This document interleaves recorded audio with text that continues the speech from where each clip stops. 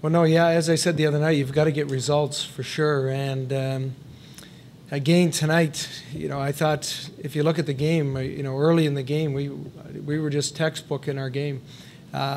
We missed the power play opportunity. We gave up a shorthanded goal, but I still didn't sense that changed the momentum of the game in any way. And we grabbed the momentum in the second period, right at the end of the second. And then in the third, when they scored 3 or 4 minutes in, I thought the next 4 or 5 minutes we were back to defending a little bit, and we didn't press enough. And your question is, obviously results are important for sure. I felt good in the game tonight after the second period that I thought we're staying with it. We're not giving up too much. We're not pressing, which is the important thing in a tight checking game. Mike, it predates you certainly, but there isn't a lot of recent history for the core group of your team of rising to the occasion in big moments. Knowing that you are in that situation tomorrow night, how do you put a process together that doesn't allow that to become a factor?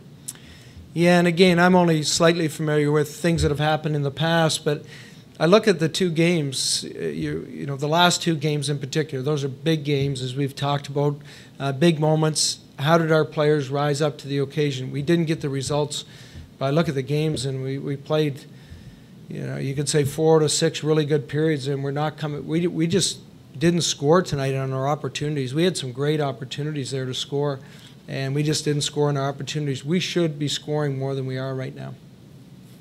Mike, you mentioned the shorthanded goal. That was the 11th you've allowed this season.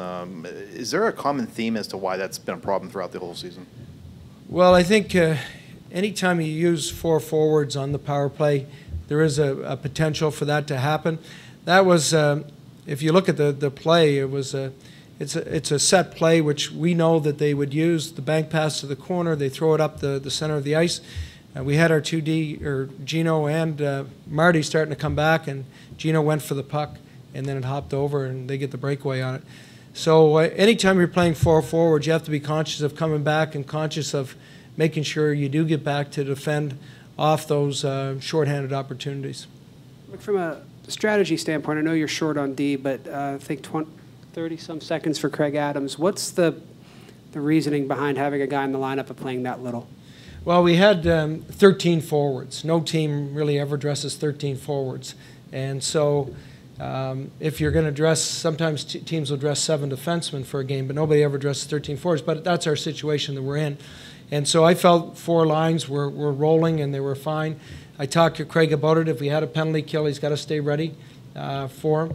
But I felt our 4 lines were turning over well, and I liked the look of our 4 lines. And he knew coming into the game, somebody has to be the extra forward. You just can't just maneuver everybody around when you have 13 forwards. It just the lines just don't get in sync. Mike, given this situation, do you come back with Fleury tomorrow? Yeah, we'll talk about our lineup tomorrow as to what we're going to do with our lineup overall. Thanks.